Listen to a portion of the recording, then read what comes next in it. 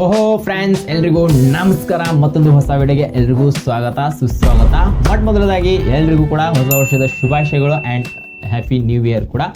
So ಈ ವರ್ಷದಲ್ಲಿ entry level phone ಅಂತಲೇ ಹೇಳ್ಬೋದು. ಇವತ್ತು ಯಾವ ಫೋನಪ್ಪ ಅಂತಂದರೆ ಮೋಟೋ G34ನ ಬಗ್ಗೆ ರಿವ್ಯೂ ತೊಗೊಂಡಿದ್ದೀನಿ. ಆ್ಯಂಡ್ ಈ ಒಂದು ವರ್ಷದಲ್ಲಿ ಒಂದು ಎಂಟ್ರಿ ಲೆವೆಲ್ ಫೋನ್ನ ಬಗ್ಗೆ ರಿವ್ಯೂ ಕೊಡ್ತಾ ಇದ್ದೀನಿ. ಅದು ಫೋನ್ ಎಂಟ್ರಿ ಲೆವೆಲ್ 12,000ಕ್ಕೆ ಈ ಒಂದು ಫೋನ್ ಲಾಂಚ್ ಆಗೋಂಥ ಸಾಧ್ಯತೆ ಇದೆ.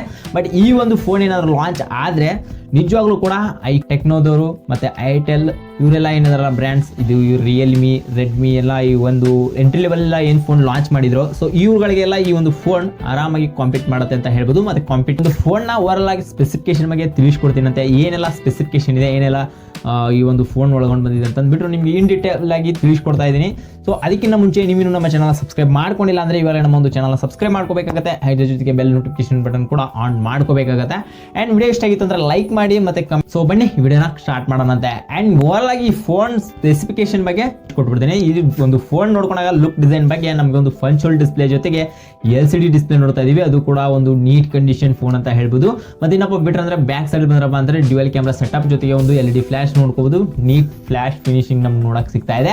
ಇನ್ನೊಂದು ಫೋನ್ ಅಷ್ಟೇ ನೀಟ್ ಕಂಡೀಷನ್ ಫೋನ್ ಅಂತಾನೆ ಹೇಳ್ಬೋದು. ಒಂದು ಲೆವೆಲ್ಗೆ ಈ ಫೋನ್ ಬೇಸ್ ವೇರಿಯಂಟ್ ಆಗಿರೋದ್ರಿಂದ, ಈ ಎಂಟ್ರಿ ಲೆವೆಲ್ ಫೋನ್ ಆಗಿರೋದ್ರಿಂದ ಈ ಒಂದು ಫೋನ್ ಒಂದು ಬೆಸ್ಟ್ ಕಾಂಪೀಟ್ ಮಾಡೋಂಥ ಸಾಧ್ಯತೆ ಎಲ್ಲ ಥರದ ಇದೆ ಈ ಫೋನಲ್ಲಿ. ಆ್ಯಂಡ್ ಬನ್ನಿ ಈ ಒಂದು ಫೋನ್ನ ಏನೆಲ್ಲ ಪರ್ಫಾರ್ಮೆನ್ಸ್ ರನ್ ಆಗುತ್ತೆ, ಡಿಸ್ಪ್ಲೇ ಎಷ್ಟಿದೆ, ಏನಿಲ್ಲ ಅನ್ನೋದ್ರ ಬಗ್ಗೆ ಈ ಒಂದು ಈ ಒಂದು ವಿಡಿಯೋದಲ್ಲಿ ಚರ್ಚೆ ಮಾಡೋಣಂತೆ. ಆ್ಯಂಡ್ ಈ ಒಂದು ಫೋನಲ್ಲಿ ಪರ್ಫಾರ್ಮೆನ್ಸಿಗೆ ಬಂದ್ರಪ್ಪ ಅಂತಂದರೆ ಕ್ವಾಲಿಕಾಮ್ ಸ್ನ್ಯಾಪ್ಡ್ರ್ಯಾಗನ್ 695ನ ಒಂದು ಪ್ರೊಸೆಸರ್ ನೋಡ್ತಾ ಇದೀವಿ. ಅದು ಕೂಡ 5G ಪ್ರೊಸೆಸರ್ ಆಗಿರುತ್ತೆ ಈ ಒಂದು ಫೋನಲ್ಲಿ.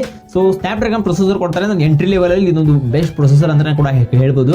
ಯಾಕಂದರೆ ಇದ್ದಿದ್ರಲ್ಲಿ ಪರವಾಗಿಲ್ಲ ಅಂತ ಹೇಳ್ಬೋದು. ಯಾಕಂದರೆ ಎಂಟ್ರಿ ಲೆವೆಲ್ ಇದಕ್ಕಿಂತ ಹೆಚ್ಚಿಗೆ ಕೊಡೋಕ್ಕೆ ಸಾಧ್ಯ ಇಲ್ಲ. ಒಂದು ಸ್ನ್ಯಾಪ್ಡ್ರ್ಯಾಗನ್ ಪ್ರೊಸೆಸರ್ ಕೊಟ್ಟರು ಅಂತಂದರೆ ಇದಕ್ಕಿಂತ ಓಕೆ ಅನ್ಬೋದು.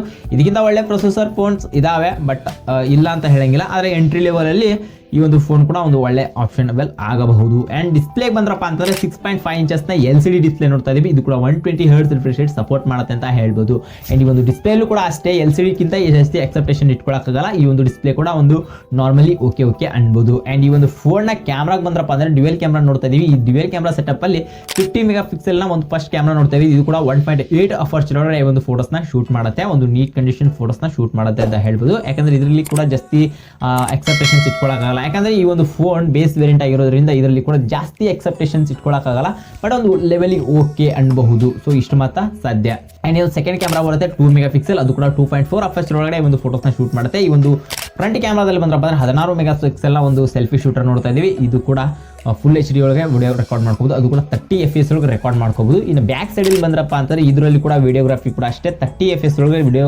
ರೆಕಾರ್ಡ್ ಮಾಡ್ಕೋಬೋದು. ಇದಕ್ಕಿಂತ ಹೆಚ್ಚಿಗೆ ಎಕ್ಸೆಪ್ಟೇಷನ್ಸ್ ಇಟ್ಕೊಳ್ಳೋಂಗಿಲ್ಲ. ಅದು ಕೂಡ 30 FPS ಒಳಗೆ ಮಾತ್ರ ಈ ಒಂದು ರೆಕಾರ್ಡ್ ಮಾಡ್ತಿರುತ್ತೆ. ಒಂದು 60 FPS ಆದ್ರೂ ಕೊಟ್ಟರೆ ಚೆನ್ನಾಗಿರ್ತಾ ಇತ್ತು ಅಂತ ನಮಗೆ ಅನ್ಸುತ್ತೆ. ಬಟ್ ಅವ್ರಿಗೆ ಬ್ರ್ಯಾಂಡ್ಸ್ ಎಲ್ಲ ಕೊಡೋಕ್ಕಾಗಲ್ಲ, ಯಾಕಂದರೆ ಜಾಸ್ತಿ ಇನ್ನೂ ಆಪ್ಟಿಮೈಸೇಷನ್ ಎಲ್ಲ ಮಾಡಬೇಕಾಗುತ್ತೆ. ಸೊ ಹಾಗಾಗಿಬಿಟ್ಟು ಇಷ್ಟರಲ್ಲಿ ನಾವು ಖುಷಿ ಪಡಬೇಕು. ಆ್ಯಂಡ್ ರ್ಯಾಮ್ ಮತ್ತು ಸ್ಟೋರೇಜಿಗೆ ಬಂದ್ರಪ್ಪ ಅಂದರೆ 8GB ರ್ಯಾಮ್ LPDDR4X ರ್ಯಾಮ್ ನೋಡ್ತಾ ಇದ್ದೀವಿ. ಪವರ್ಫುಲ್ ರ್ಯಾಮ್ ಅಂತ ಕೂಡ ಕರಿಬಹುದು. ಒಂದು ಲೆವೆಲಿಗೆ ಓಕೆ ಅಂತ ಹೇಳ್ಬೋದು. ಆ್ಯಂಡ್ ಈ ಒಂದು ಸ್ಟೋರೇಜಲ್ಲಿ 128GB ಸ್ಟೋರೇಜ್ ನೋಡ್ತಾ ಇದ್ದೀವಿ. ಇದು ಕೂಡ UFS 2.2 ಕೊಡ್ತಾ ಇದ್ದಾರೆ. ಇದ್ರ ಬಗ್ಗೆ 2.3 ಕೊಟ್ಟಿದ್ರು ಕೂಡ ಇನ್ನೂ ಒಂದು ಲೆವೆಲಿಗೆ ಬೆಟರ್ ಇರ್ತಾ ಇತ್ತೇನೋ. ಬಟ್ ಈ ಒಂದು ಬೇಸ್ ವೇರಿಯಂಟಲ್ಲಿ ಈ ಒಂದು ಸ್ಟೋರೇಜ್ ಒಂದು ಲೆವೆಲ್ಗೆ ಪರವಾಗಿಲ್ಲ ಅಂತ ಹೇಳ್ಬೋದು. ಈ ಒಂದು ಫೋನಲ್ಲಿ ಬ್ಯಾಟ್ರಿ ನೋಡ್ಕೊಂಡ್ರಪ್ಪ ಅಂದರೆ 5000 mAh ಬ್ಯಾಟ್ರಿ ನೋಡ್ತಾ ಇದ್ದೀವಿ. ಈ ಒಂದು ಬ್ಯಾಟ್ರಿ ಓಕೆ. ಮತ್ತು ಈ ಒಂದು ಚಾರ್ಜರ್ ಕೂಡ ಅಷ್ಟೇ 18 ವ್ಯಾಟ್ನ ಪವರ್ ಅಡಾಪ್ಟರ್ ನಮಗೆ ಒಂದು ಬಾಕ್ಸ್ ಸಮೇತ ಸಿಗ್ತದೆ. ಒಂದು ಒಳ್ಳೆ ಆಪ್ಷನ್ ಕೂಡ ಈ ಒಂದು ಫೋನ್ ಆಗಬಹುದು. ಆ್ಯಂಡ್ ಒಂದು OSಗೆ ಬಂದ್ರಪ್ಪ ಅಂದರೆ out of the box Android 13 OSನ ಈ ಒಂದು ಫೋನಲ್ಲಿ ರನ್ ಆಗ್ತಾ ಇದೆ ಅಂತ ಹೇಳ್ಬೋದು.